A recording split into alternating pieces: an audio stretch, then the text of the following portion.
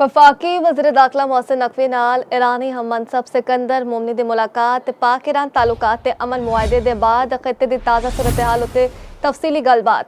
Doctor Sikandar Momany ने ईरानी सदर ते इन्हां दे वफ्द दा पाकिस्तान आमद उत्ते भरपूर खैर मकदम कीता ते शुक्रिया अदा भी कीता। दोनां वज़ीर दाखिला दा खित्ते विच कशीदगी घट होण उत्ते इत्मीनान दा इज़हार।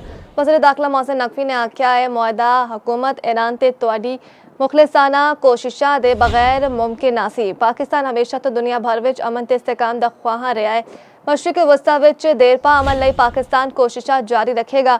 उम्मीद है कि अमन मुआहदे दे खित्ते उत्ते दूर नताइज सामने आनगे। मुलाकात विच सिक्योरिटी तावन, इंसदाद दहशत गर्दी, साइबर सिक्योरिटी, इमिग्रेशन समेत मुख्तलिफ शोबे विच तावन वधान उत्ते इतफाक। ईरान वज़ीर दाखिला ने आख्या कि छेती पाकिस्तान का तफसीली दौरा करांगे जिसका मकसद दोनों मुल्कों के वज़ीर खारजा वज़ीर दाखिला के माबैन तावन नूं आगे वधाना होवेगा। वज़ीर मुमलिकत दाखिला तलाल चौधरी, सेक्रेटरी दाखिला, एडिशनल सेक्रेटरी दाखिला DGFIA, commandant national police academy DGNCCIA भी इस मौके उत्ते मौजूद सन।